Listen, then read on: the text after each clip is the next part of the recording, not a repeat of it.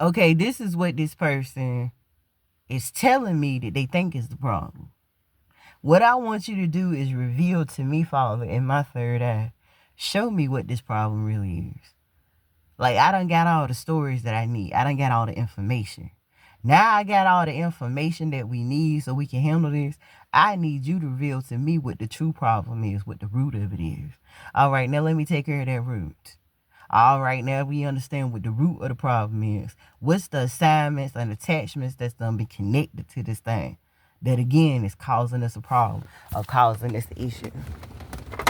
Basically, I'm going to do the practice. I'm going to do exactly what it is that I do because that's my purpose and that's what I do. And I'm going to follow it all the way through. Now, at any time, as soon as I see I can't, I'm going to get the heck up out the way. Because like I, again, said to my husband yesterday, but I've said this many times before, the one thing I can't appreciate and I can't respect is this.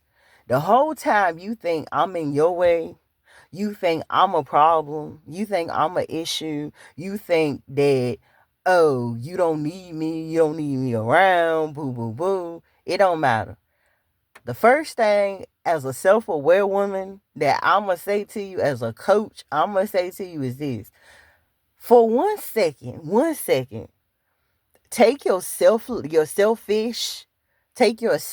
personality and put it in a box. And anything that makes you believe that somebody else is a problem and is the problem, take that situation and put yourself in a box for a second. Get out of that and pretend you are somebody else altogether. Now I want you to ask yourself if you feel like you are currently being inconvenienced, because that's the feeling that you have. If that's what it is, if you feel like you are currently being inconvenienced, how much more do you believe this other person also feels like you're inconveniencing them? Just like you feel like somebody's holding you back from something, how much more do you believe that you're holding somebody else back from something? And I'm going to tell you why. Let's say I come to you and I ask you for help, or you come to me and you volunteer your help. All right, that's good and cool. If that's your intention and you actually going to do that from a pure heart, there's nothing wrong with it. But if you're not able to do that from a pure heart, if that's not a pure heart situation that you got going on with you, why wouldn't it make sense to you at that point to just be straight up and say, boom, I can't help you. Boom, I don't want to help you. Boom, this is not my karma. I didn't ask for it. I don't want to be involved. Like, we can still be friends. We can still be family. We can be whatever it is that we already being. Unless you change your mind, which that's your right as well. Just like if I change my mind, that's my right as well. We both have rights, right? It ever occurred to you that when you get the heck out the way, you get yourself out the situation so you're not even involved no more. You get yourself away from the situation so they no longer dependent on you being involved anymore. Like, they don't even see no value in whatever it is that you said. I don't care if you said, you know what, look, I'm gonna give you some money. You know what, look, I'm gonna give you a car. You know what, look, I'm gonna give you a house. Look, I'm gonna give you a business. Whatever you said, it is no longer void. It's no longer, it is voided. It's something that is no longer going to be a thing. The moment you get the heck out of the way, you get out of that situation, something and somebody else step in instantly. You say you can't do it, but the person standing behind you, oh, they can. You say you don't want to do it, you know what I mean? Whatever the situation is, you don't want to be involved. You don't want to be the source for the solution. The source that was always meant to be the solution in the first place, they standing behind you. You are taking up space. The problem with that is everybody wants the blessing, but they don't want to go through the breakthrough in order to get the blessing. Let me say it one more time. Everybody wants the blessing. Everybody want to say, oh, yeah, I'm a part of this. Yeah, let's go on the way up. Yeah, let's go into these rooms. But they don't want to go through the breakthroughs that's needed, necessary, and required in order to enter that room. Now, it's not saying, oh, you're not going to still enter the room. Another way can also be made for you to enter that same room. But you creating staff, you creating problems and karma for yourself. And I do mean for yourself. Because whatever you do to somebody else, that same thing is going to be done to you.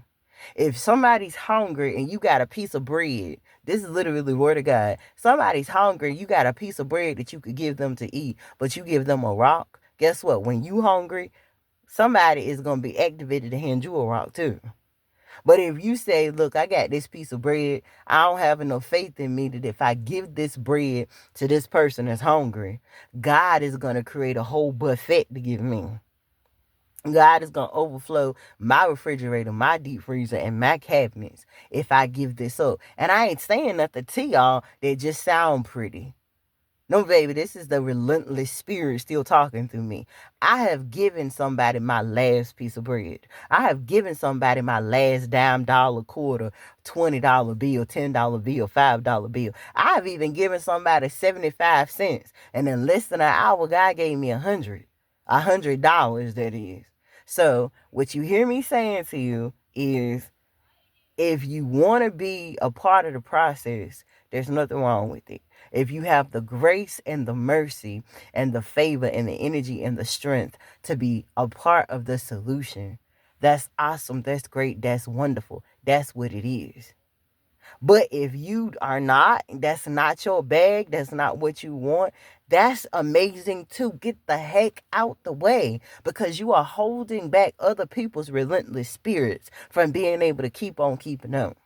Why? Because they dependent on you, because they are believing in you until you give them a reason and a purpose to stop believing in you. They are trusting the process and that you are supposed to be a part of the process. When in reality, if you would have just got out of the way, like you said, you don't have time for this. Exactly, you don't. So stop making time for it. It ain't even got to be a conversation. Instead, you can go ahead and go do whatever it is that you feel like you being held up for. You got somewhere to be. You got a hair appointment. You got a nail appointment. You want to go out. You want to do whatever it is you want to do. But also, don't come back. Stop being the backpedaler. Stop going back, especially when you see that when you go back, that person is not even where they used to be. You see this person is doing better than they ever have. The last time you saw this person, you didn't even think they was going to make it for another year. But not only did they make it for 5 more years, but this person is doing 1,000,000,000 times better than they was the last time you saw them. Sometimes they come back into your experience, you come back into their experience, actually for a test as well as an answer. It's to show you the answer, the solution, and the problem has solved itself.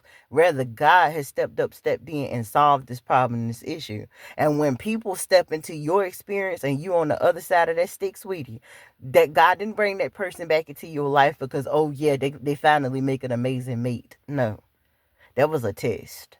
That was saying, if you don't got your stuff together, you don't got your ish together, and you are saying, I'm ready for my purpose, God matched husband or wife, you sure? Let me bring this old person back into your life and let me show you that their behavior has not changed. Their mindset has not changed. And even if it has, let me show you that this person was never meant to be your forever person. They came in as a mirror. They came in as a message. They came in for confirmation. That's all they came in for. They didn't come in to go finish the story that was left undone. If anything, they came to close the story. God brought them in to close that door that was always meant to be closed.